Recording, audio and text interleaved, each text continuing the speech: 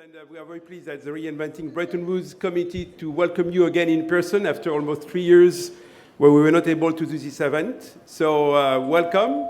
Let me thank all our partners for this event. We are going to start with global macro session, emerging market, and of course, future of money and cross-border payment.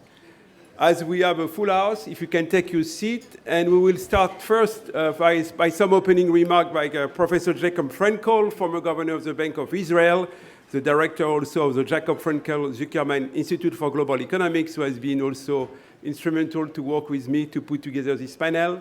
Let me thank also my colleague from UBS, Beat, and also Maximiliano, but also our colleagues, Amazon Web Services, Circle, Chamber Digital of Commerce for afternoon sessions, and we look forward for hopefully a great set of sessions. Jacob, if you can take the floor to set the stage for our first panel, and after we'll ask the panelists after Jacob's remarks to come for the session that will be shared by Beat. Thank you again for joining. Jacob, I give you the floor. Thank you very much again.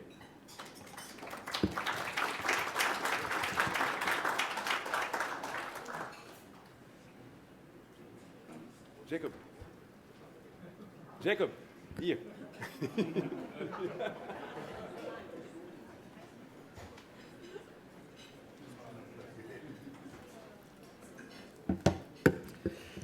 Good afternoon, everyone. It's a delight to be here. Thank you, Marc. It's the first in-person meeting after a long time, and it is great to be here. When we met last time,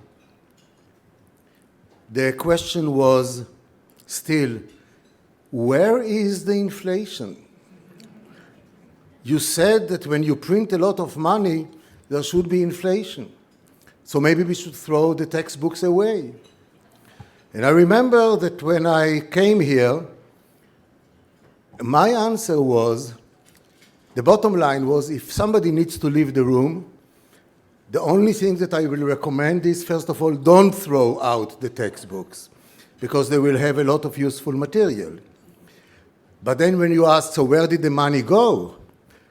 Since we were looking for inflation the way that we normally defined it in the CPI, in the Consumer Price Index, it was not there. But it was like looking for the coin under the lamppost. There was inflation. Where did the money go? It went to wherever people go with their money when there is zero interest rate. So if there is zero interest rate, the price of assets go up, the stock market explodes, housing goes up, and they absorb the extra liquidity. So there was an inflation, but not in the CPI. But it was also obvious that it is not sustainable. It is not sustainable, and therefore the question was, so what's wrong with where we are? And I remember we were talking here by saying, what's wrong is that zero interest rate for an economy that is supposed to grow just do not go together. And but a lot of people were so happy. Wealth went up. There was no lobby of people who said that's wrong. However, we saw already what the distortions meant. Corporations, instead of investment in plant and equipment, invested in stock buybacks. Individuals, asset holders, and you are some of them, chased after yield. But if there is no yield that is obvious without risk, then we will need to find yield, higher yield, and it goes together with risk. And before we turned around, a disconnect happened in the system between the financial industry and the financial economy and the real economy. And you know, there was once a television program about trying to identify Mr. X who came to the stage, and the question was, let the true Mr. X stand up. And there was a debate, who is Mr. X? By the same token, who is the economy? The one as is looking from Main Street, or the one as is looked from Wall Street? And this disconnect, again, is not sustainable. We discussed, therefore, in 2019, the desirability of getting out from the framework of unconventional monetary policy.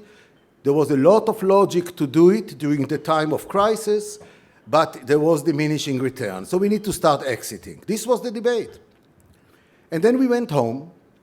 And when we went home, Marc told us we will meet here next year.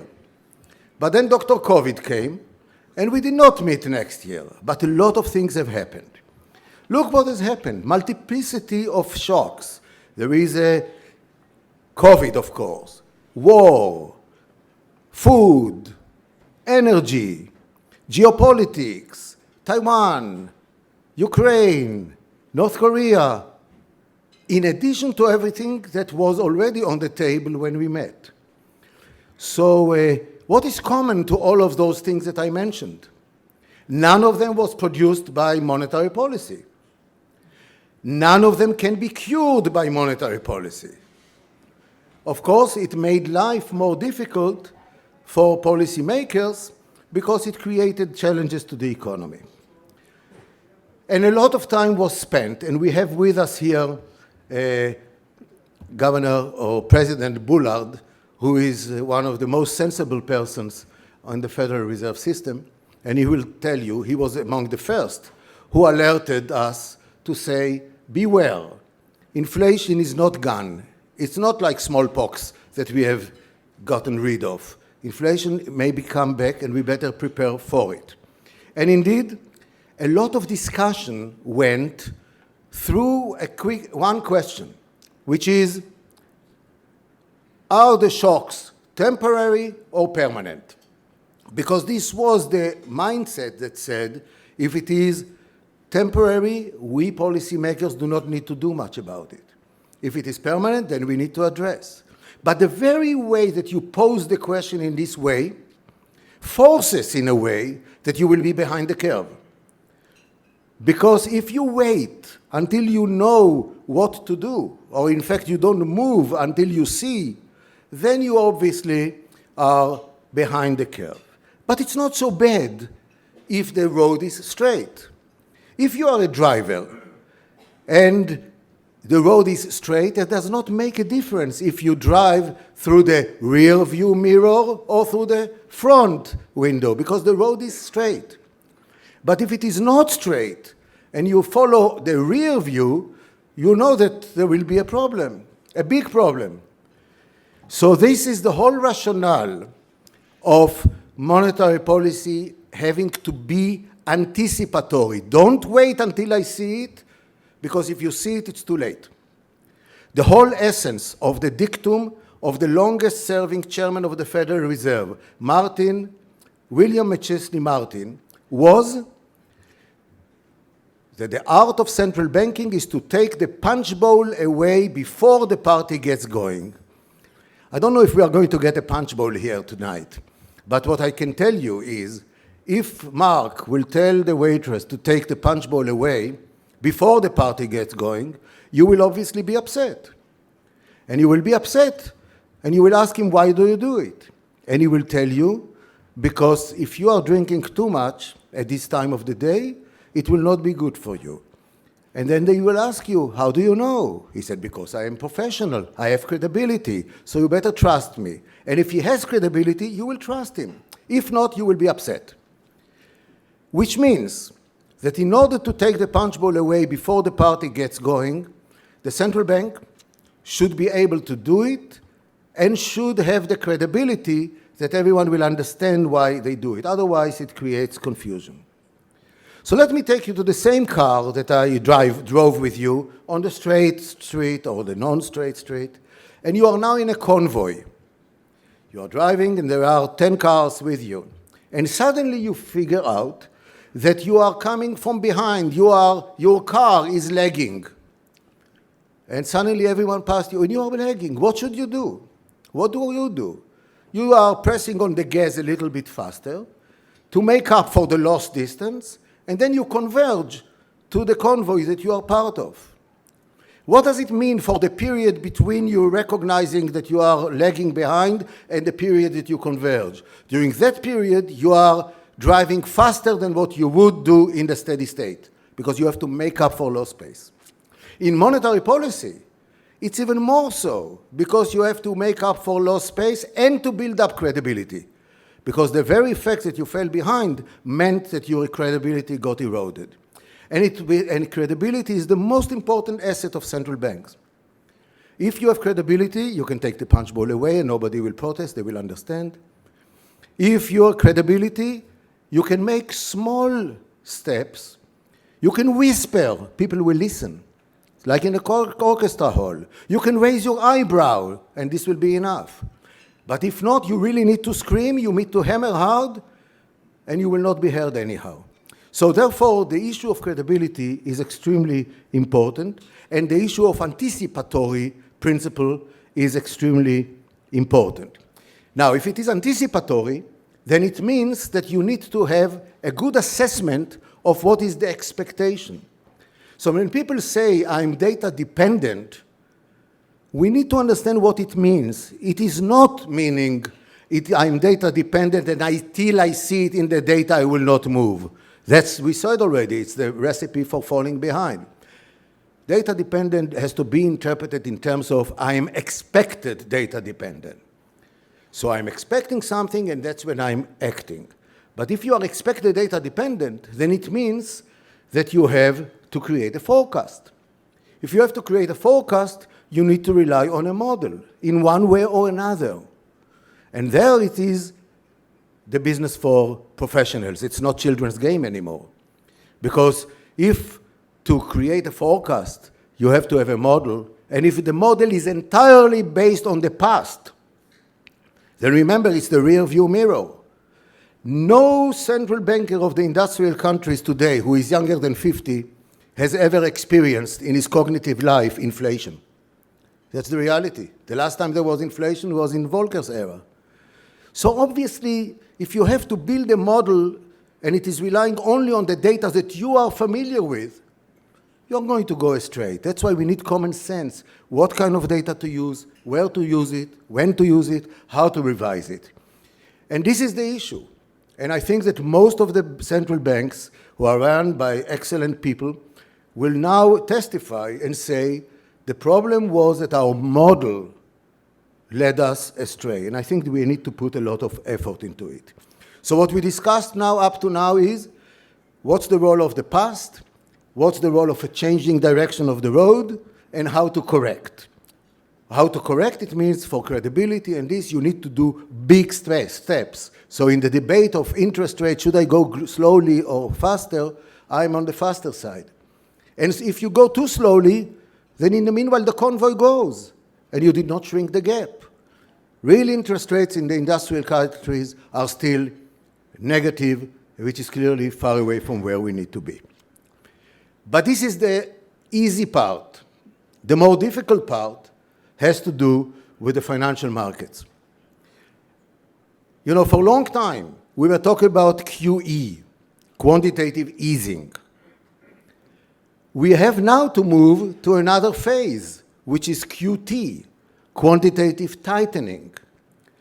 Let me tell you, QE is much easier than QT. And because the amounts are so big, since the cumulative accumulation of assets into the central bank's balance sheet has been huge, and more importantly, their composition. In the old days, I did not know, nor did I need to know who is a central bank and who is not. It's enough that you showed me the balance sheet, and I would tell you this is a central bank, this is not. On a central bank balance sheets, the assets were all highly liquid, zero risk, low risk, government treasury bills. We knew what is a central bank. With the process of QE, the essence was to remove some of the toxic assets from the system. Where did they go? To the garbage can, namely the balance sheets of what we don't want to put it there.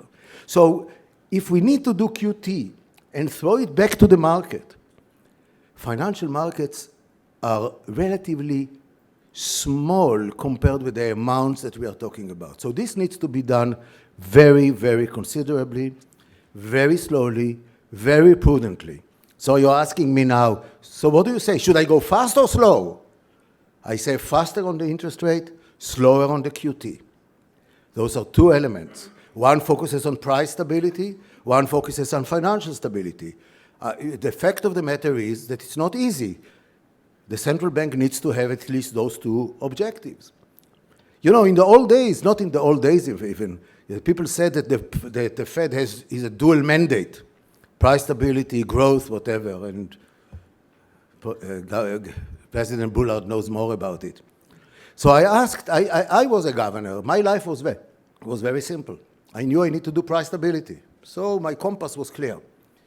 But how can you split your mind between the dual mandate? So I asked Paul Volcker once, and I asked him, tell me, how do you do it? You are a tall man, you have a good mind, but how do you split it? And he said, I'll tell you. A Martian, a guy from Mars, a Martian coming down to Earth, not reading the Federal Reserve Act or law, and looking only about my speeches, will not recognize that there was a dual mandate. Because I believe, he said, that the best way that I, as a central bank, can contribute to sustainable growth, which is the dual part, is by ensuring price stability. And for ensuring price stability, that's where my comparative advantage is, and that's where my tools. So I asked him, in such a case, why don't you go to Congress to change the law so don't have confusion? His answer was, very cynical but very true, I would not dare to go to Congress because it's like in the kitchen. I know what I put in the pot, I don't know what comes out of it. So at the present time, I'm giving my testimony, but you will not find in my testimonies the distinction or the reference to dual mandate. It only came later on, during Janet Yellen et al. So this is the reality. And in order to be able to do all of this, and this is where I will conclude, you really need to have independent central banks. And that's very important. It's not just a matter of law, it's a matter of ability to have the stamina and really the character and the respect of the market. And because otherwise, the whole essence of central bank independence is that in the wisdom of those who created that structure, they recognized that the horizon that governs the political system, by definition, is shorter than the horizon that the economy has. And therefore, one institution called the central bank was allowed to have, or was required to have, a medium-term perspective, which is not always popular, and that's why you are protected by the law. But you need to be able to say no many times. And the ministers or the government or the politicians need to understand that you are doing your job. And I'm looking at my friend from the Central Bank of Armenia, and I see that you not disagree. You know, I'll tell you, always Marc tells me, tell a little story. So the story is about central bank independence, that the guy came to visit his friend, the central bank governor of a country which I will not mention which one. And he was sitting there and the telephone rang. And the governor picks up the phone and says, no, no, no, 6 times no. And then he says, yes, no, no, no. He said, who was it? He said, well, this was the minister. The minister, and what was the yes? Well, he was asking if I can hear him well. So the point is that the example that we had just in the last 3 days, and I promised Marc that I'm not going to speak about current events, but issues of principle, but I think that it will be a wasted crisis if we did not draw the lesson about what happened in the UK. And I think that at the least, and I see Osman here, at the least, the issue is clarity, well-baked cake, don't get it out of the oven before it's ready, and shared information, explain what you are doing. If you don't explain it, you will have no supporters, especially if it carries with it some tough measures. So let me conclude here, and thank you very much for the invitation, and I'm sure that the panel on monetary policy will illuminate us in this regard. Thank you.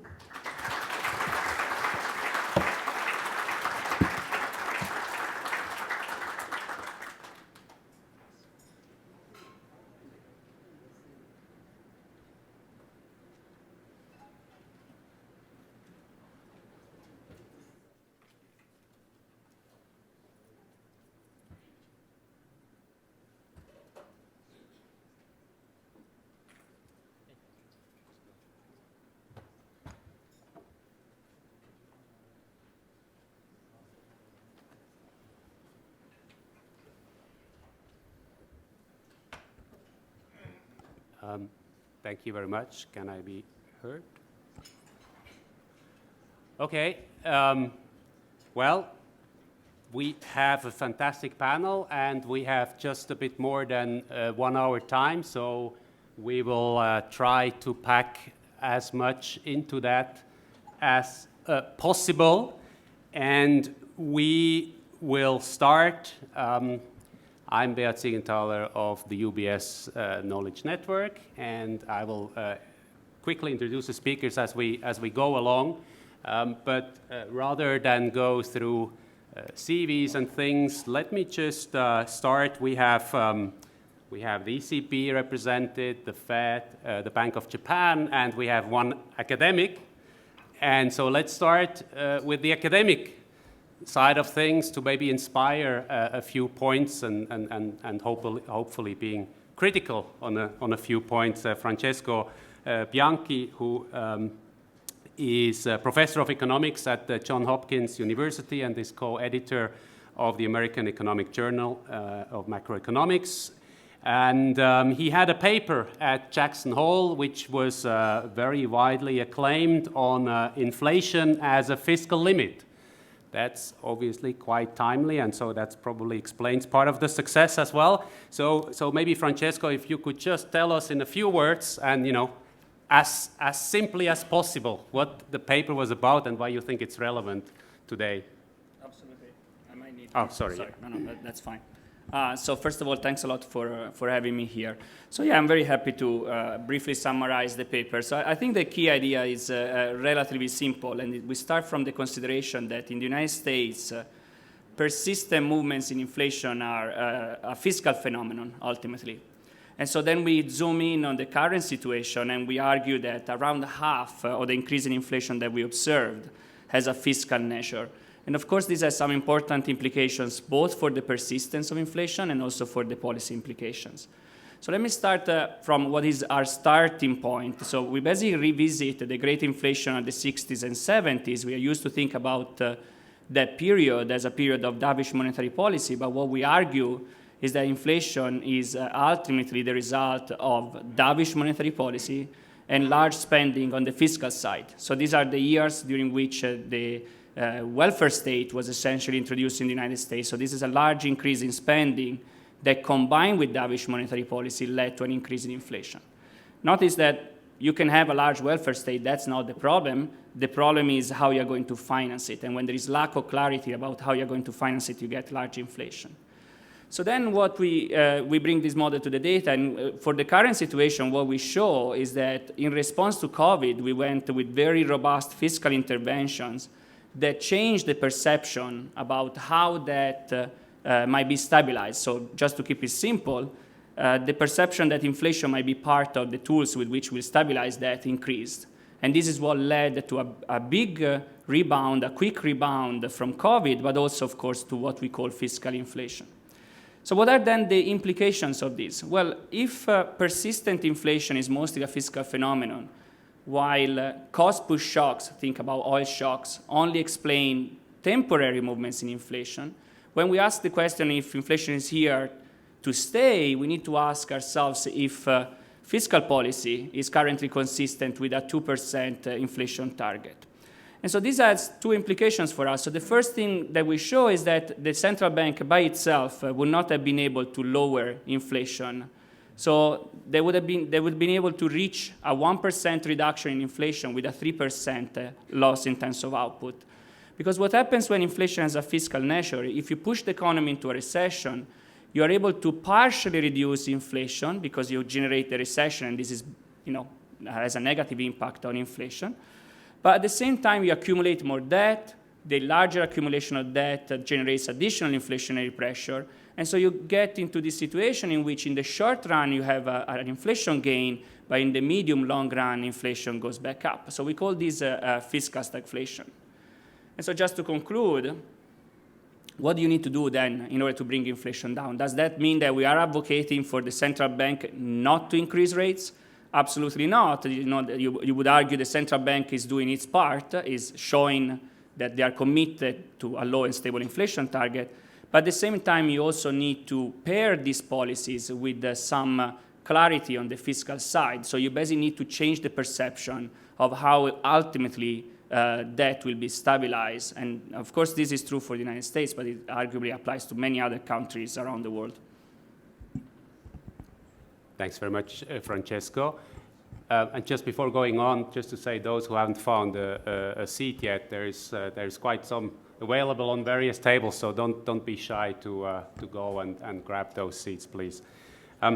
Let me then go over to Philip Lane, Chief Economist and member of the Executive Board of the ECB since 2019, and of course before that he was Governor of the Central Bank of Ireland.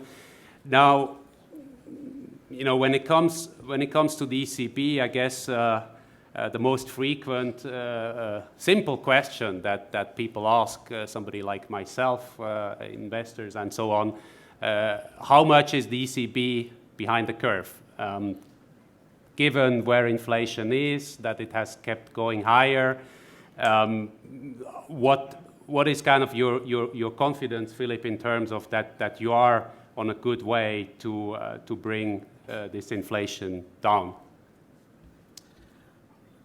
So what I would say is what we said in September, which is we do think we need several meetings, so interest rate hikes over the next several meetings before we get to the level needed for inflation to return to 2% in the phrase we use, in a timely manner. So not some kind of vague notion of eventually at some point in the indefinite future, but with timeliness attached to that. So that's based on what we saw in the September projections, that it's a sequence of hikes in order to get to that level. But the reason why we phrase it like this is essentially that is essentially going to be, Jacob talked about data dependent, and I also agree with Jacob, data dependent in the sense of the data that moves the dial on your medium-term inflation expectation. So what we will see, you know, we have a data flow going on now. We'll have a data flow in the coming weeks, and we'll have another projection in December. And we're not kind of trying to be overly precise about where this target level, this terminal level is, because it's going to move with the data inflow.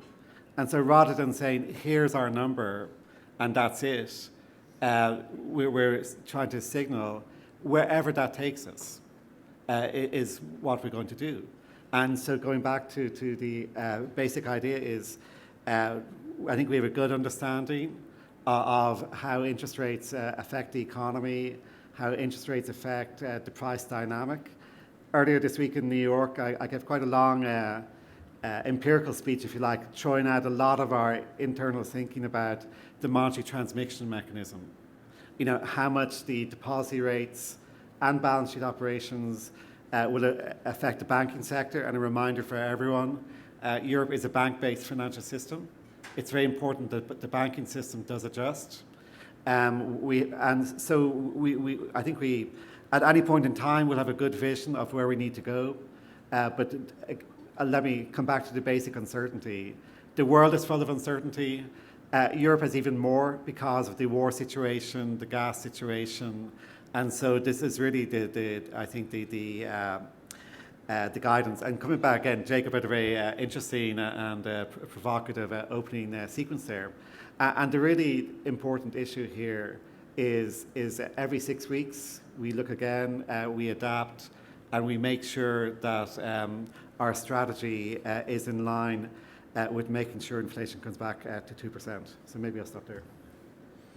There was a news report this week, one of these famous sources reports by one of the news agencies, which said that ECB staff had an estimate of the terminal rate of 2.25. Did the journalists misunderstand or what's the... Well, I'm not going to comment on a leaked story, but even maybe a few weeks ago, Pablo Hernandez de Cos did give a speech about the terminal rate, and he referred to what Bank of Spain models delivered, and I think the Bank of Spain models delivered a number similar to that. But let me go back and say, well, what are the ingredients in that kind of calculation? The ingredients are, what is the inflation gap? What is the size of where you would be without moving monetary policy and our 2% target within the range over which monetary policy operates? And then when you think about the level, you also have lurking in the background some view of R star. It's I think lots of probably you also and your team run similar models. So I don't think it's rocket science necessarily to run these models. What's also true is there's plenty of standard error bands around this. And let me come back to a basic issue here: is rather than dwell on point estimates. The big message is it's a feedback loop. As we see, and it's going to take time, as we see the inflation dynamic develop, both for exogenous reasons, the war, global business cycle, and the transmission of our own policy, then we will be continually adjusting and so on. But what I would say is where we are now, going back to how you phrase the starting point, is of course we're making a transition from having a policy setting that was developed to deal with a below target sticky inflation problem. So we are making a transition. Jacob said, well, there's a speed issue here. And in the abstract, you can say, okay, do you jump immediately to wherever you think you should go? And maybe we should show how. I mean, I'm not so sure anyone's advocating for, very large steps in one go. I think it's clear we've moved away from a situation where the maximum increment is 25. But you still have to work out on the optimal speed. But what I would say is all the models are crystal clear. In the sense of it doesn't provide a huge amount of guidance to the adjustment speed. Lots of clarity about the role of the terminal rate. But in terms of exactly in what sense does it matter, how quickly you get there are pros and cons. I gave a speech in Barcelona at the end of August where I tried to go through the pros and cons of different issues there. But I think it's a very open issue. I think there'll be a lot of research because now this year we're seeing a very different approach to like 1994, for example. So, let's see. Thank you. Jim Bullard, of course, President and CEO of the St. Louis Fed since 2008. You have been, I think one can say, an advocate of front loading or of doing maybe a little bit more rather than less. I would have asked you before the CPI report whether you were happy with the outcome so far and when you could slow down. But after the last inflation print, how much does that make you to kind of maybe rethink how much you might still have to do? So what was your assessment of that report and what are the implications for you? Yeah, we have a serious inflation problem in the U.S. Headline CPI inflation is 8% plus. These are the prices that people actually have to pay.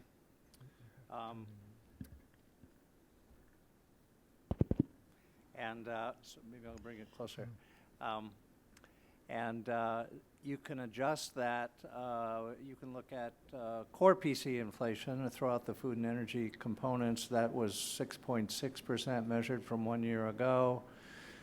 So still high, even if you throw out the food and energy. And one of the things I'm hearing around DC here is still a lot of clinging to the temporary idea or the transitory idea. I think that that 6.6 core CPI inflation, wait a minute, you've already thrown food and energy out at that point. Now, you can make other arguments, and then even if you look at the most tame measure that you could possibly look at for the U.S., which would be the Dallas Fed trim mean measured from over a 12-month period, still 4.4%, looks like it's headed higher.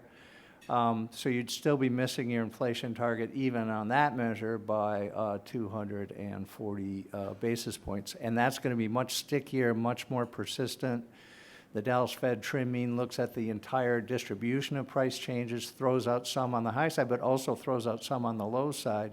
So you're looking at what the center of the price distribution is doing And so that's giving you an idea about the trend movements in prices. So we have a serious inflation problem that monetary policy has to act upon, and that's why the Fed has become more aggressive. I would say, what's my reaction to the CPI report?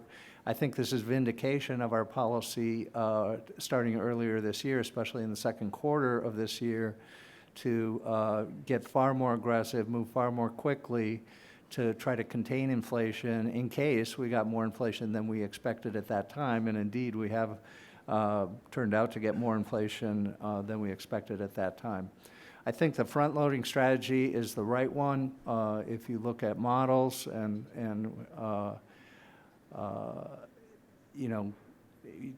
you always have to use models with a grain of salt, but if you got a big inflation shock in a model, it would tell you what to do as a central banker would be react to the shock, move the policy rate higher, get rid of the inflation relatively quickly, and then return to normal rates later.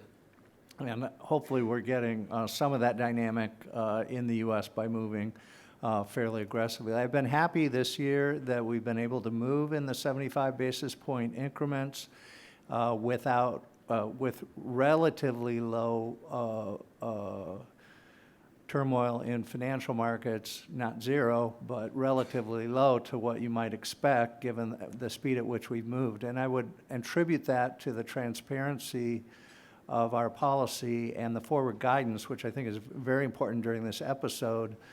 We've been able to credibly say what we would do most likely ahead of time, and that has helped financial markets reprice, because there's going to have to be repricing globally, tens of trillions of dollars of assets, which is most of what you guys are doing, keeping you up at night.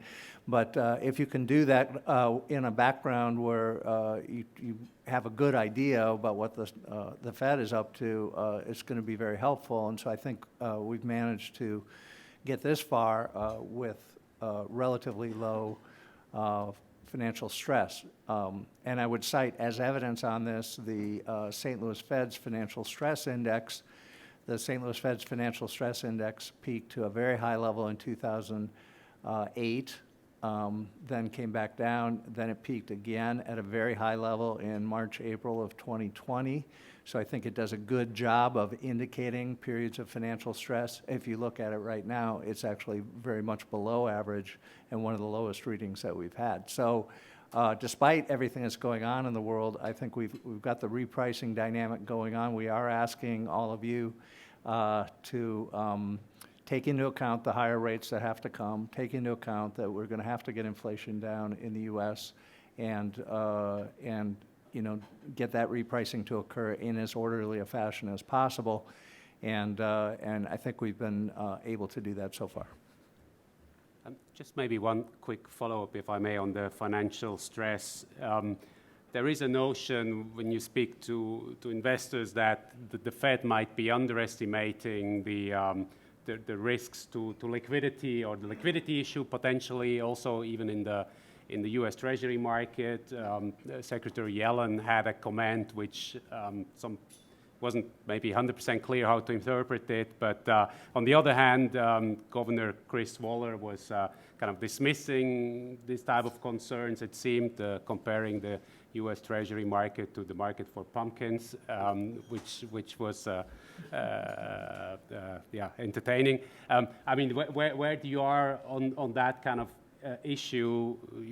Do you feel there is any reason to worry about liquidity issues of that kind? Who is the second guy? Chris who? No, I'm kidding.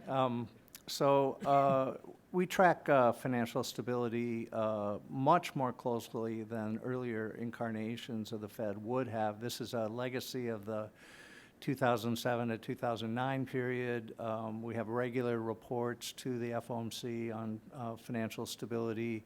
We also track on a daily basis what's going on. So we are much more attuned than we once would have been to these issues, and we certainly take that on board as we're making policies. So I think, and we're certainly hearing more about liquidity issues, so we'll keep an eye on that. But I think by and large, given how fast we've moved and how fast we've turned on policy, I've been pleased so far. Now, if you look at the 94 tightening cycle, you did get Orange County. If you look at the late 90s, you got LTCM. So things like that do happen, and it's very possible that you'll find parts of the marketplace that aren't adjusting as rapidly as they should to the interest rate increases. But hopefully the transparency in the forward guidance is helping us on this dimension. So I'll stop there.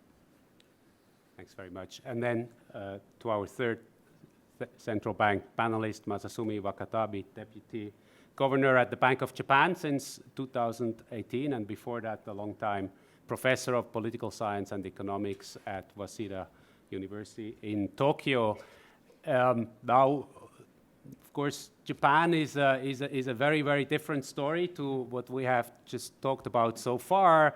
But there are some that say that inflation measures, parts of inflation, have actually been rising quite notably. But yet, of course, the official communication has been pretty much unchanged and still very, very dovish. So I guess the obvious question is, what would you have to see to conclude that you needed to take a step into the more hawkish direction? Okay. First of all, I would like to thank Marc and the Reinventing Bretton Woods Committee for having me. It's truly an honor to be this panel. Can you hear me? All right, good. Okay. It's good that you get the idea that the BOJ hasn't changed our communication, because we haven't changed the policy stance at all. So that's the main message. So I'm glad that you get the idea, you get our message. Now, first facts first. Japan's inflation rate has been picking up, but the headline CPI inflation rate is about 3% this August. And if we measure the sort of core inflation, CPI inflation rate, in line with the US definition, we have 0.7% increase. So compared to our 2% inflation target, it's still too low.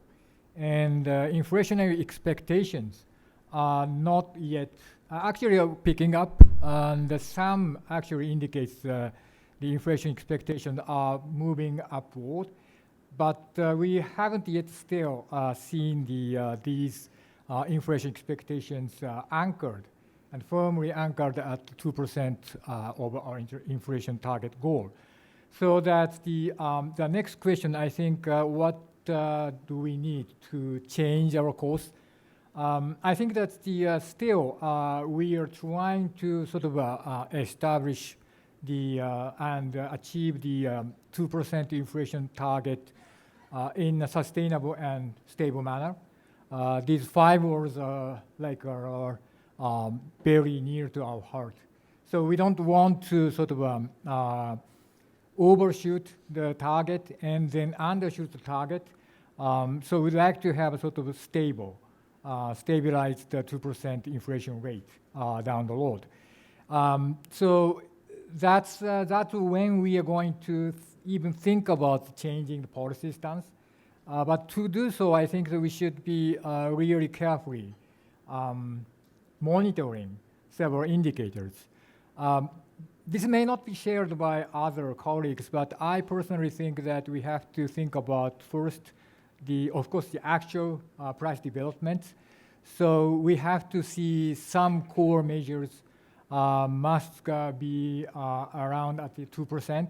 And also the sort of the distribution of price changes must be consistent with the achieving 2% inflation target. Right now, the reason why we don't have a sort of increase in the core measure CPI inflation is that we have very weak rise in the service prices, which means that we have not seen the sort of the nominal wage growth rate, which is consistent with 2% inflation target. So that we have to think about the nominal wage growth rate, and we'd like to see the increase in the nominal wage growth rate. And also that we see I see still some sort of correlation between the inflation expectation and expected growth rate for firms, so that if we can sort of have a confidence in that correlation is at around 2% inflation target in a sustainable and stable manner. So then, we can even think about changing our course. But it takes still a lot more to achieve that goal. That's my opinion. Thank you very much. And then let's have maybe another kind of more academic moment before going back to another round of questioning. I think in your paper you were saying, Francesco, that the conquest of post-pandemic inflation requires mutually consistent monetary and fiscal policies to avoid fiscal stagflation. Now, it may be a bit unfair to ask you because you do the academic work, but when you look around in the US and maybe in Europe or even Japan, I mean, what is your current assessment of, are monetary and fiscal policy working together, and how confident are you that this will succeed in avoiding these kind of bad outcomes? Yeah, no, that's an important question. So I think we can clearly see the change on the monetary side. I think it's fair to say that on the fiscal side, we have mixed signals. So if we focus on the US economy, I think we can see that at least policymakers are now aware of the problem. In fact, the fact that we called the last bill, we call it the Inflation Reduction Act, at the very least, it means that they are aware of the problem. They are aware of the idea that inflation in the long run is not under the control of the monetary authority unless there is a support of the fiscal authority. Now, when it comes to the actual actions, as I was saying, I think signals are a bit more complicated in the sense we also had the cancellation of student loans, and I don't want to get political here. You might think this is the best idea. Please do. No, I don't. So I think I was on Fox Business, and the anchor joked he wants to be invited back Jackson Hole. So I always try not to get political because, first of all, I want to keep separate the science from my opinions. So no matter what you feel about that particular policy, you might think it's the best policy ever. The question is, again, how we're going to finance it, okay? And now, when we think about fiscal sustainability, of course, it's a much what is really relevant is more like the long run, no? And in a sense, the fact that there's been support, at least so far, from the administration of the actions of the Fed is good news. But at the same time, let's remind ourselves about the Volcker area. So Chairman Powell has talked about it, and to some extent, he draws inspiration from that moment. But if we think about what the fiscal situation was at that time, the debt-to-GDP ratio was literally at the historical minimum, possibly because it had been washed out by the high inflation of the 70s. But the fact is that when Volcker had to bring inflation down, the debt-to-GDP ratio was an historical minimum.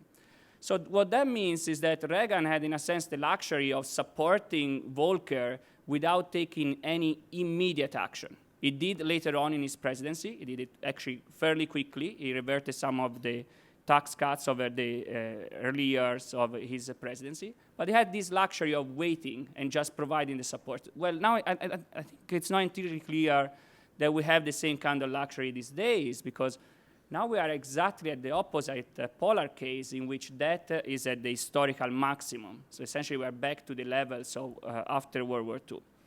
And so this, what does this imply? Well, that wars are important, the public support is important, but sometimes actions are also important.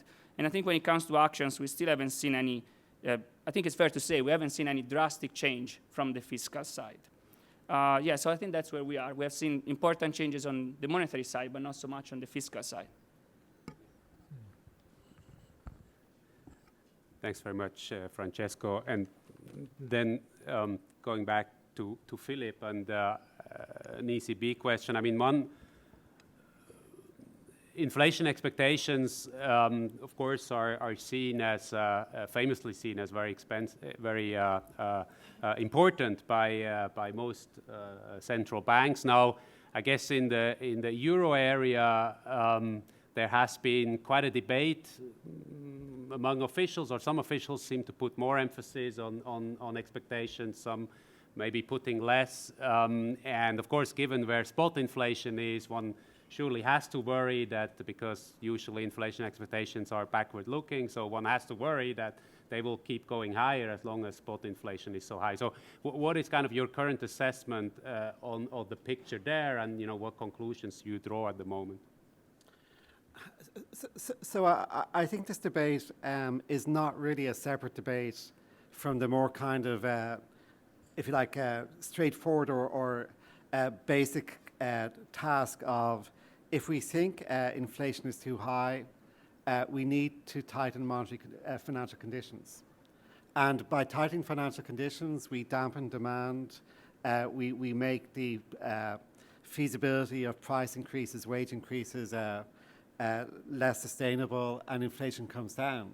And so the policy that brings inflation down is also the policy that makes sure inflation expectations stabilize at the anchor. And if you like, there isn't, I think, a kind of separation here. You cannot stabilize expectations unless you actually stabilize inflation. I mean, that's more or less what you said, is there's a connection between where inflation goes and where expectations go. So what I would say is, this is why in our communication we are emphasizing we want to see inflation. So we, in our strategy review, did kind of decide to keep the medium term an elastic concept. So if inflation were not very far above 2, if essentially it was seen as and then you take another kind of factors, you may not have the same sense of urgency as when inflation's at 10. And when inflation's at 10, when we've had a long period now, inflation's been above target, and when we know for the next several months, because of basically the conversion of wholesale energy prices into retail prices, there's going to be a sustained period when inflation remains high, regardless of monetary policy.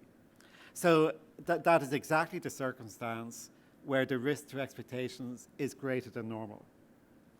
So absolutely, these are the circumstances where you say you actually need more urgency than otherwise to make sure actual inflation comes down. And this is why you do need to be active in monetary policy. So another way of saying that is the exact same recipe you would get if expectations were perfectly anchored, I think is more or less the same recipe as if you had a fear of de-anchoring. I mean, Larry Summers said this earlier this week or last week, which is basically, what do you conclude if every measure of inflation expectations were 2? You still need to conclude, well, in order to keep them there, you have to have the monetary policy that delivers that.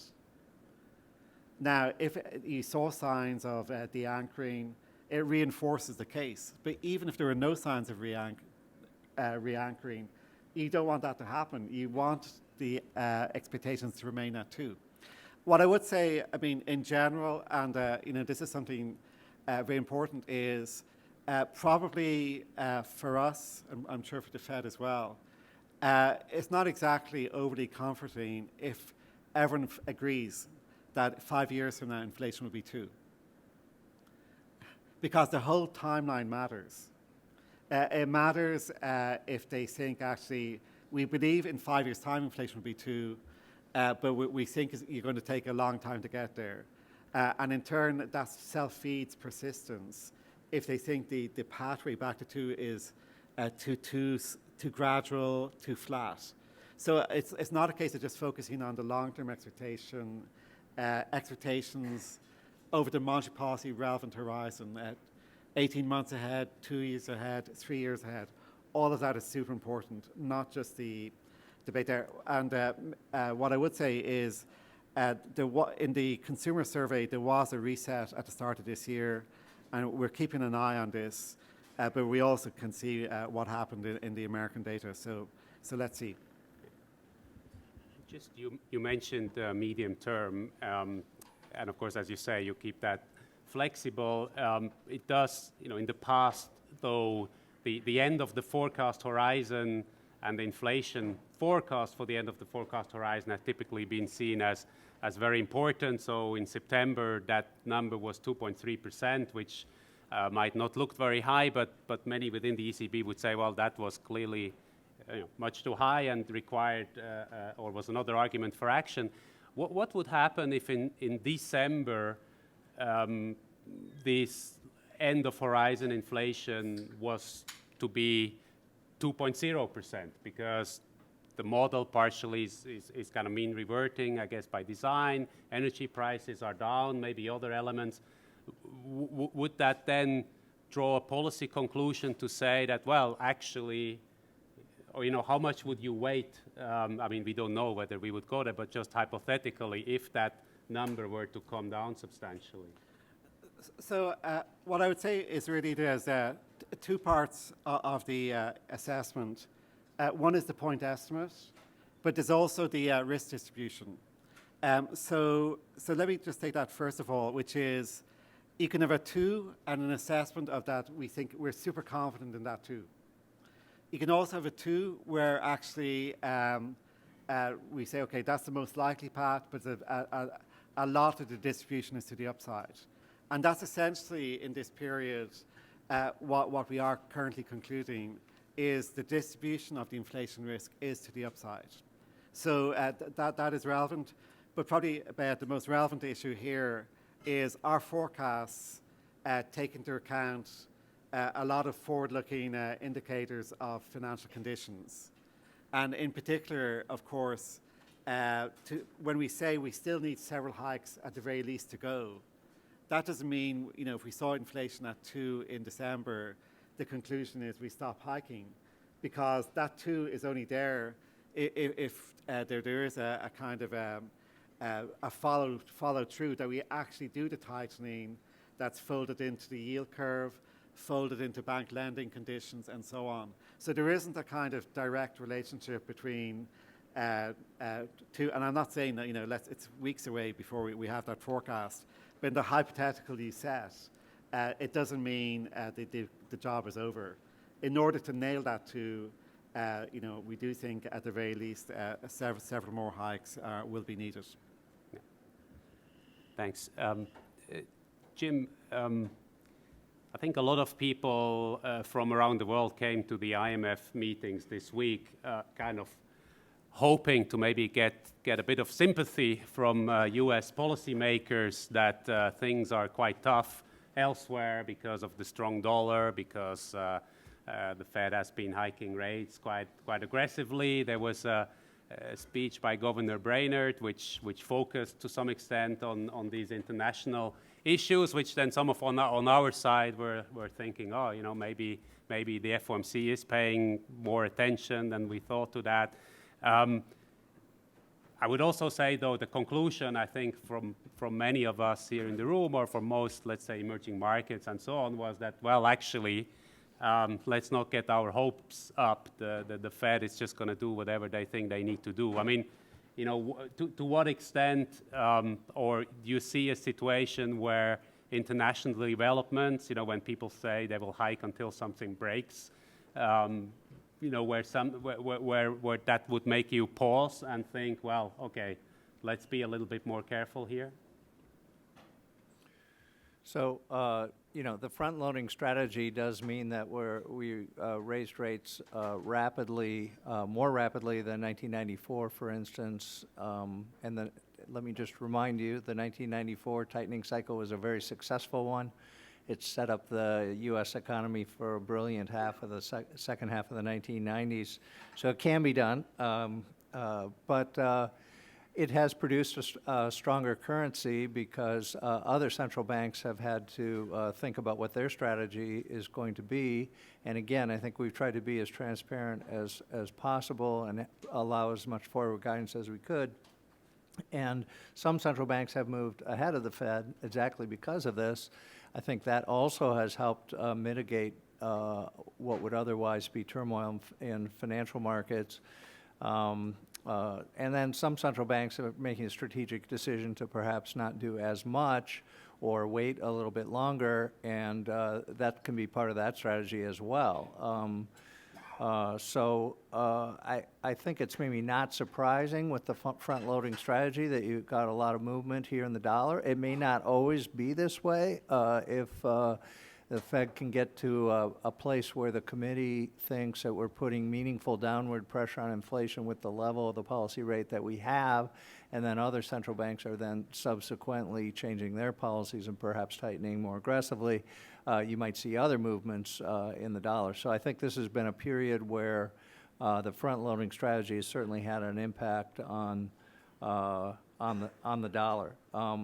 But as far as it being able to adjust, that's where you need the transparency and the forward guidance, and that's the kind of thing that wouldn't have been there in the 1970s or early 1980s during the Volcker era, when we had similar levels of inflation that we have today. And I do want to comment just a little bit on Francesco's very nice paper at Jackson Hole, which talked about fiscal monetary interaction, because I think there is a bullish case to be made based on this kind of story, and I've talked to Francesco about this at Jackson Hole, but my version is much simpler than what's in the paper. We had a pandemic. This is a national emergency and a global emergency. We borrowed a lot of money to use directly for transfers without asking too much about where future backing for that borrowing was coming from. And you ask the monetary authority to get on board and keep interest rates low during this period. That sounds like a war, exactly what happens during wars, and we know that wars are associated with inflation in all kinds of different times and places.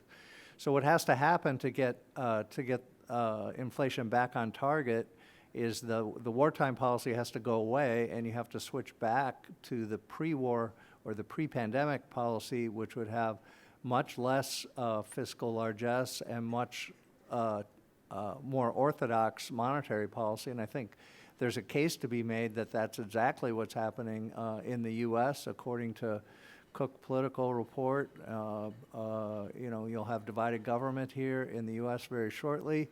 And the monetary guys in the U.S. are getting, far more aggressive in trying to contain inflation and return inflation to target. So we're in the middle of that switch so far, but if you tell the story that way, then where we have a sort of post-pandemic hangover for inflation, then if we make the right switch back to the pre-pandemic policies, we should be able to get back to 2% inflation in relatively short order. So I'm hopeful that that kind of dynamic will take hold in 2022, and it will be a good year for disinflation in the U.S. Thanks very much, Jim. Masazumi, on Japan, it seems like kind of weird in a way that Japan apparently is kind of avoiding the global inflation, that it seems things that apply elsewhere or that are, energy crisis, all the things that are driving price pressures, somehow maybe absent in Japan, I don't know. How far is Japan in a different or kind of a different place, different, what's different there that means that your country is kind of able to avoid inflation? Now, of course, you have been seeking to have inflation for a long time, so it's maybe wrong to say avoid inflation, but given what's going on elsewhere, obviously what we thought over the years that low inflation was such a bad thing, now turns out there are worse things. So, what are the key factors and when could they change? Okay, I think that's I can answer your question in two ways. One is the first of all, that Japan has been an outlier for a long time, and Japan has experienced the about 2 decades of deflation or low inflation, so that the people, household and firms are really sort of accustomed to low or deflationary environment. So what we call the deflationary mindset has been strongly sort of ingrained in the people's mind, so that we don't really see the surge in the inflation expectations to the level of 2% or even higher in a sustainable and stable manner. So that's the question, the answer number one. That's we have a history, and the inflation expectations have been formed dependent on history. So that's one way to look at.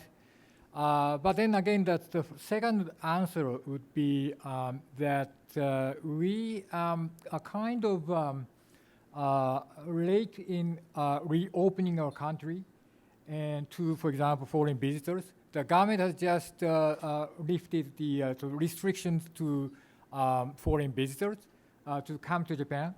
And also, Japanese people are kind of cautious about this pandemic, and they don't want to get contracted this disease. So that people everywhere in Japan are wearing masks.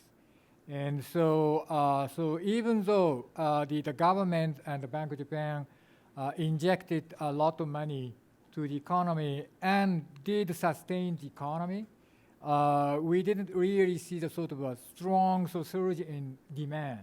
So the demand is still weaker. And the supply side, I think, unlike the US or the Euro area, we saw some, of course, disruptions into the supply chain, but the supply chains are not really disrupted so badly.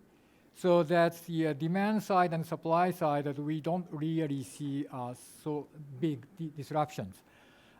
Actually, my personal secretary at the BOJ, he was appointed after the pandemic began, and I haven't seen him, his face without masks. I mean, until nowadays. So now I see him with his face without mask. But so that's kind of norm. And the government has been sort of carefully moving from the sort of pandemic mode to post-pandemic mode, so that we see some positive signs that the demand will resume in Japan. So in that sense, that's a kind of opportunity for us to get out of deflation to what we call the mildly inflationary regime. So the nutshell is that the US and the Euro area, they are fighting against sort of a high inflationary regime to be ingrained. We are still fighting for sort of establishing the mildly inflationary regime.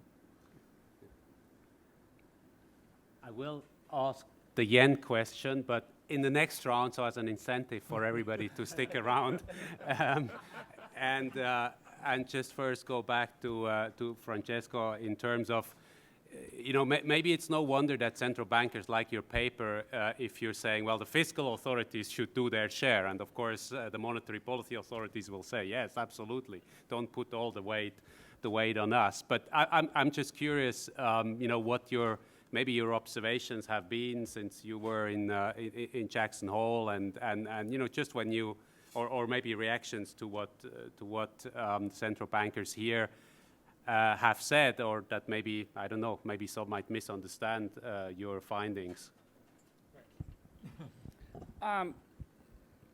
So let me maybe connect to what Jim said. So I want to be clear. So I really love to work with regimes, with scenarios. So there is a scenario in which we realize that we were at the zero lower bound, we were during a pandemic, we did what we were supposed to do. Monetary policy was ineffective. We made the zero lower bound, to use the terminology of Chris Sims or Mike Woodford, they are great economists, fiscally unsustainable. So we basically bounce out of the zero lower bound, the low interest rate environment, in a moment in which monetary policy was constrained by using the fiscal bazooka. And that, I believe, was the right thing to do. Now, with the benefit of hindsight, we might say, okay, maybe we overdid it, but it's always easy to do policy with the benefit of hindsight. So that's what, in some other research that I have, we call an emergency budget, a situation in which we flood the market with fiscal stimulus. We don't really explain how we are going to stabilize it. So now what worries me, and so far my story is very much consistent with what Jim said. So what worries me is that, are we policymakers aware that the world might have changed with respect to where we were before the pandemic? So what I mean is, like, are we going back to the same globalized world we were in before? So in some other papers, but even in the Jackson Hole paper, we discussed this. It's not that fiscal inflation was not there before. It has always been there. But we had this illusion that debt doesn't matter because we were in a low interest rate environment. We could spend, and we were in a sense benefiting also from globalization that to some extent was keeping prices low. Now, if the world we go back to is the same one, well, maybe we are going back to discuss how to generate inflation. So we are going to be back at, oh, the problem is like we don't have enough inflation. But there is a serious risk, and that's why I think I love to talk in terms of scenarios. There is a serious risk in which we are not going back to that exact world, for a variety of reasons. I think the conflict in Ukraine is one of them, because I think it made abundantly clear that unless you want to have a military confrontation with your opponent, then you are left with economic warfare. But if you are fully integrated with your opponent, it's really hard to imagine that you can do economic warfare either. So all of this to say what? That I think we want to be at least aware of the risk. And I think the recent UK example, I think it's crystal clear that the world might not be exactly as it was before. And I'm sure President Bullard understands this fully, okay? So I'm just trying to expand on his points, okay? So it's not like, it's not that I don't have the bullish scenario. The bullish scenario is one in which the central bank is already doing its part. The fiscal authority follows, in my opinion, because I feel like right now there is still some lack of clarity. Part of this might be purely political. There is an election in the United States in November. That's probably not the time in which you want to talk about, how are we going to face the green transition, how are we going to take care of unfunded liabilities going forward. But it's a conversation at some point we need to have. Maybe we don't want to have it this month, okay?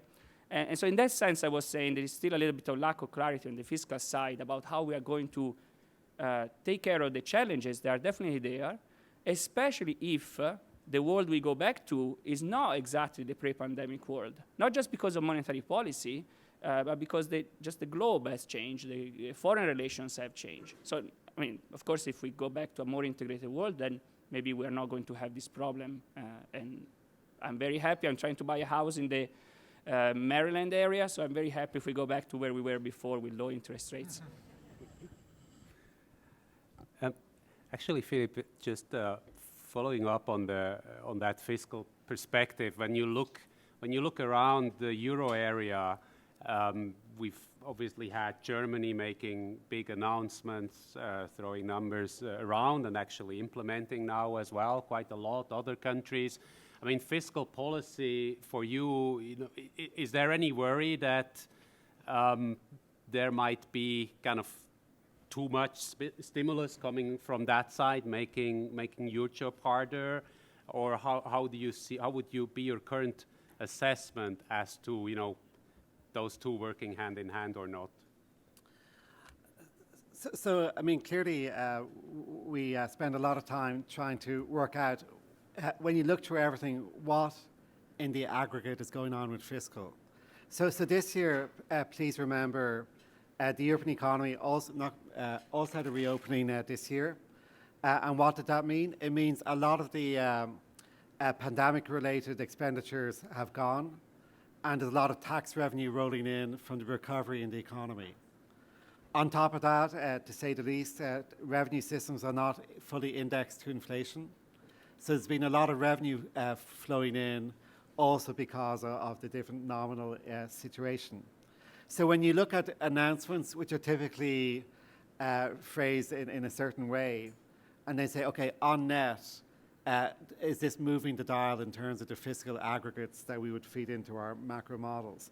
And of course, the answer is To a degree, yes, that is true. There is some degree of fiscal loosening compared to what we expected at the start of the year. But I would emphasize, don't just look at the packages you announce, look at also the effect of all of these other factors do mean a lot of the fiscal ratios this year are not moving dramatically because there's a lot of cancelling out. So the real issue, which, by the way, the Eurogroup, I think, fully acknowledges, if you read the Eurogroup's statements, is temporary and targeted. Doing this for a number of months, whatever is the time limit, is one thing. If it's open-ended, it's very different. And so the fiscal challenge goes back to the question is, how do we think about the high energy prices? How successful will Europe will be in curbing demand, finding alternative sources of energy. And one of, I think, part of the discussions in recent weeks is let's move beyond the near term and create a vision of what is going to be the energy situation next winter, the winter after that, and so on. And a lot turns on this issue about temporary versus permanent. A lot turns on the ability of governments to basically convert near-term policy into what is sustainable in the medium term. I said myself a few weeks ago, well, part of this is also if you want to do a lot of redistribution to those most affected, not all of that has to be deficit finance, to say the least. There is a role for taxes on those who can bear it. So I think it's clear that essentially if deficits go up in an open-ended way, that does feed our attitude about overall demand conditions and so on. There's also a broader issue about debt sustainability, which the Eurogroup also recognizes. So I think right now it's going back to emergency. The scale of the energy shock is so big. And what will be very important is how fiscal policy manages not just these months now, but basically going into next year. So as you can imagine, there's going to be a lot of issues to sort out. But again, we won't know all the answers in the very near term. And then one more question I wanted to ask you, Philip, in terms of the QT aspect. Obviously, various ECB officials have started, and actually President Lagarde has commented on QT, when the roll-off of bonds could start, possibly when things normalize at neutral and so on. Conceptually, how do you look at this going forward, or what can you tell us once you start, how it's going to be structured, or maybe under the UK experience, have you become less confident that you can actually start, or less urgency maybe? What's the current thoughts around QT? Well, I think there's a big global discussion, which of course we're also part of and we also look at. So, I think the principles, and Jacob Frenkel mentioned some important points in his introduction, are I think, pretty orthodox now, pretty settled. I think all of those issues are fairly straightforward. And again, it's kind of the paint dry approach to it. That essentially, the role of QE is very different to QT. QE was basically when you've hit some lower bound or you're close to some lower bound on interest rates. And so basically you do pivot towards some combination of forward guidance and the balance sheet. But since we are hiking quite a bit and we're going to continue to hike, the marginal impact of the exact speed at which you do the balance sheet reduction, which we should do, is a much lower temperature issue. But maybe I would say, the language here, it's useful to use these more, it's, I think, a little bit reductive to use a two-letter acronym, QT, for what we need to do with the balance sheet. Let me remind you that we have a very large balance sheet reduction already scheduled for next year through the roll-off of TLTROs. Now that's not directly relevant for the bond market, but for the liabilities side of it, it's very important. And we take a very integrated view of how our balance sheet affects all corners of the financial system, the bank lending channel, the bond market, and so compared to what the Fed has on its balance sheet, quantitatively, we also have to make sure in a coherent approach that our approach to TLTROs is integrated with our approach to the different bond portfolios. And I would remind everyone, we have 2 bond portfolios which are quite distinct, and that's also relevant for what's going to happen when we get to it next year. Thanks very much. And maybe to Jim as well, a QT question, which of course the Fed has been kind of successful, I guess, in having QT very much as a background issue that doesn't seem to matter that much, but there has been some talk in the market that, at least for those who are worried about liquidity issues, that there might be an argument to end or to reduce the roll-off. I mean, maybe again conceptually, how do you think about that? Does the Fed have to stop hiking rates to stop QT, or could you take a decision before while you're still hiking, or how do you, how much time do you even spend thinking about QT at this point? So I was pleased that we were able to bring the reduction in the size of the balance sheet into the second quarter of 2022.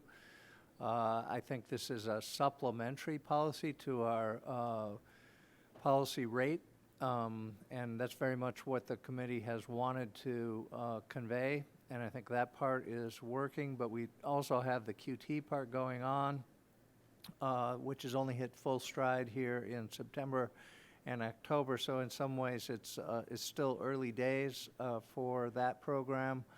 But it makes sense if you think that one of the purposes of the quantitative easing was to act on the longer end of the maturity structure, then you'd want those rates to also have upward pressure as you're putting upward pressure on shorter-term rates. So you're acting on more of the yield curve through this process. Academic estimates are all over the map about how effective this really is and what the actual effects are in terms of basis points on the curve, but I like it that we're going in the right direction. I think it's way too early to say that we would change this policy anytime soon. I would certainly like it to be in place for some time, and then we could assess it at some point in the future. But for now, I think we're on a good course. I do think one of the most important things to keep in mind about this is that this is a global phenomenon.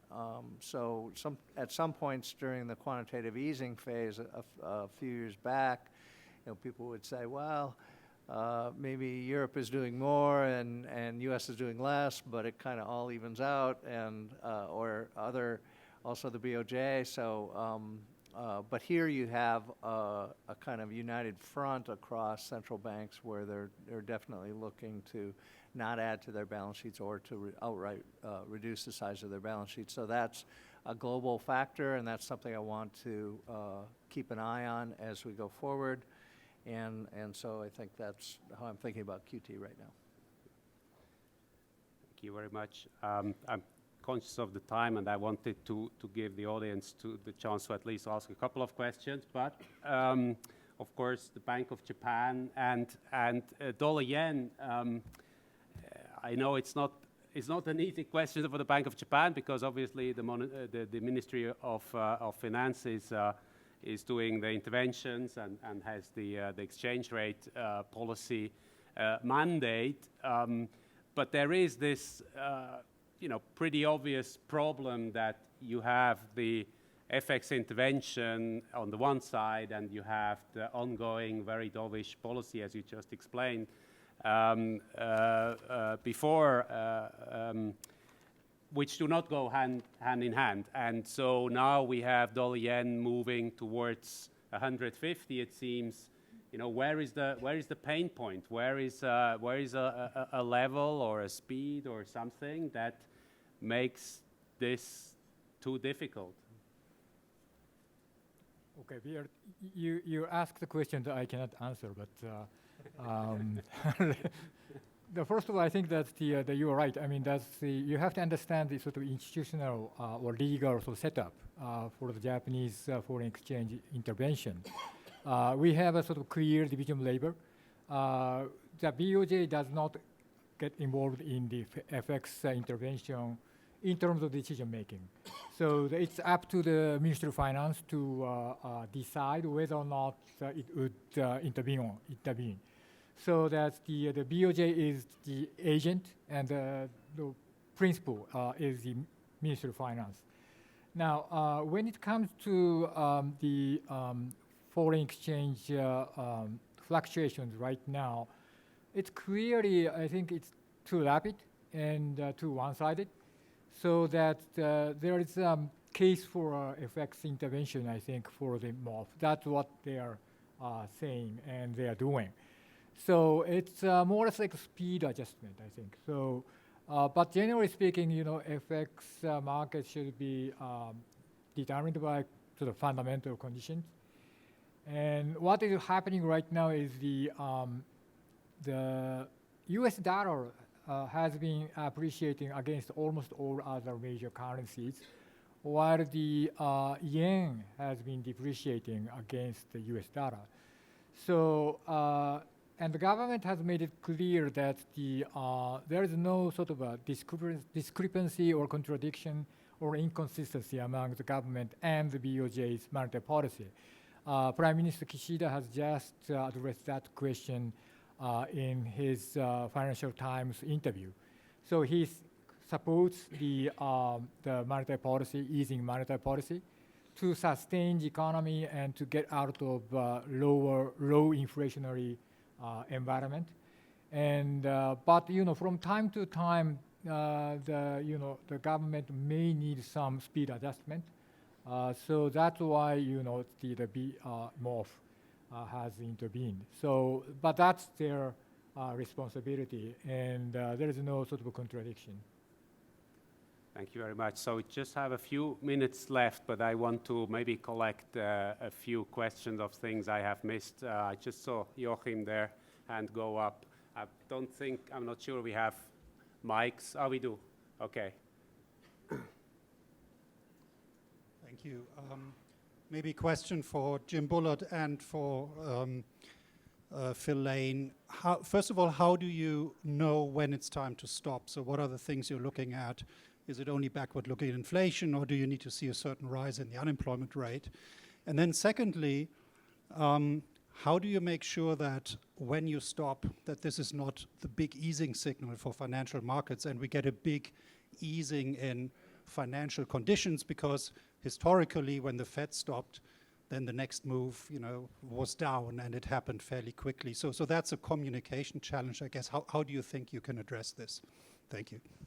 I think that's a good question to just pass on to. Well, let's take a second one. Okay. This is also for President Bullard. The last inflation number was pretty bad. Some measures of tracking inflation for October are showing numbers probably worse than that. You have inflation expectations also moving up in the University of Michigan.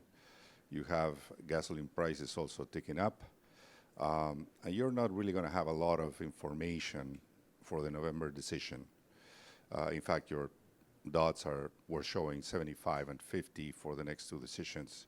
My question is, with this kind of mounting evidence that inflation is probably not letting up the way perhaps you were looking for, do you think you will have enough information to be confident that slowing down in December is the right policy? Thank you. Let me ask Jim and Philip to respond if that's okay. Okay. All right, on this question of when to stop. So some of you know that I have a calculation that I did at the Stanford conference in May called "Is the Fed Behind the Curve?" So you can kind of tell where the attitudes were out there. And I did a calculation on Taylor rules since John was there, and I calculated something that I call the minimalist Taylor rule. So if you make the most generous assumptions that you can make as you're putting your Taylor rule calculations together, what do you get for a recommended policy rate? So this means, like, on the global real short-term interest rate, what do you think that is? I actually put in a -1/2 for that. Then what inflation gap do you want to use? The inflation gap totally dominates this kind of calculation. I put in the smallest one, the Dallas Fed trim mean minus the inflation target. And then you say, well, what kind of coefficient do you want to put on that? I put 1.25. That's kind of a very low coefficient for that in this kind of calculation. What about the output gap or the unemployment gap? 0 weight on that. Okay, so this is a very generous, to my side, to the central banks, very generous. You still get 3.5 on the policy rate if you do that calculation. So that's kind of I put that out there as a kind of lower bound, and in the spring I was talking about 3.5, trying to get to 3.5 this year, which we're now it looks like we're going to exceed. But in the interim, between May and today, as was pointed out, the inflation reports have been not very good. They continue to surprise on the upside. So if you redo this calculation, you're going to get something like 4.5 or 4.75 in the same kind of calculation. So this is why, or part of the reason, in my opinion, not everyone did this calculation, but generally speaking, this is part of the reason why the SEP came in with dots in September that are much higher. They ratcheted up because the inflation gap is all that much wider. And I have felt that if we got to some kind of neighborhood of at least where we needed to be, then we could stop the front-loading policy and resume what I would call would be sort of ordinary monetary policy, where you're reacting to data that comes in. You might keep the policy rate where it is. You might go somewhat higher if you continue to get hot inflation data and so on. But that would be kind of ordinary monetary policy, and the front-loading part of the policy would be over. So if you just want a single takeaway on this, it would be that 2022 was the year of front-loading, but the 2023 would be the year of data-dependent or sort of ordinary monetary policy at this newer, higher level of the policy rate. So that's how I'm thinking about it, and as to what we can actually do with the remainder of this year, I think markets have already priced in the 125 basis points, which is in the SEP. Whether the committee would want to pull some proposed or thought of policy rate increases from 2023 into the December meeting, I think that's a judgment it's premature to make. I think I'd want to wait for the data and see what we're looking at there. But it probably doesn't make it probably makes a ton of difference for you if you're trading, but in macroeconomic terms, it probably doesn't make that much difference if you do that at the first quarter of 2023, or you try to push that into the December meeting. But I have liked front-loading, generally speaking. You want to get to where you need to be, and then after that, you can react to data, possibly adjusting higher, possibly staying the same, depending on how the data comes in. I do think there's a bullish case to make for 2023. I mean, all of you and the central bank, we're all projecting disinflation in 2023. If that dynamic comes in, that's going to look very good, and we'll be able to basically stay where we are and watch the inflation come down. That will be very positive, I would say.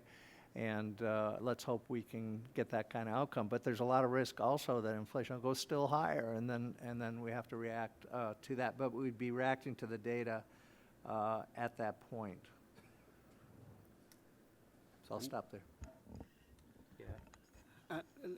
Let me agree that probably the more interesting, I mean, it's a very good question, but probably it's more of a two-stage issue. One is, when do you move to basically saying, we're more or less at the level, but we accept meeting by meeting that level might be nudged around. And so rather than saying, here's a hard stop, we're now pivoting to what Jim just called a normal monetary policy. So process-wise or sequence-wise, that's probably, I think, it has to be universally true. Then the thing is that I'm going to very heavily emphasize, which I've emphasized before, there are no shortcuts. Again, let me go back to the effective introduction from Jacob Frenkel, which is essentially, we do, I mean, it cuts both ways, the idea of anticipatory monetary policy. Because, you do have to, say, look, there's a lot, whenever we stop, there's already, with the lags in the system, a lot of tightening working its way through the financial system. In the European context, we know there are lags in how banks transmit from policy rates to the rates hitting the real economy. So you do have a kind of sequence here. At the level at which we stop with policy rates, then several months later is the point at which, if you like, financial conditions stop tightening. So Joachim, I mean, I accept what you say about, and we've seen it, whenever we see some hint of a pivot or a pause, and easing, and we saw that over the summer also in the European context. But we also know that there's a kind of a momentum in the adjustment in financial conditions through the banking system. So let's see about that. But the maybe probably we all agree what the real issue is when will we have a decline in uncertainty about the inflation path? When will we be more confident that inflation is not just coming down because of base effects, but actually the kind of persistent component, that we have confidence that the persistent component is reverting to where it should be. So that, to me, that's really going to be the big issue, which will take some time to sort out. I'm afraid we have run out of time, so apologies to those who couldn't ask their questions anymore, but I want to stick to the timetable. I know people have to go to other places, so thank you very much to our panelists, and thank you to the audience. Thank you.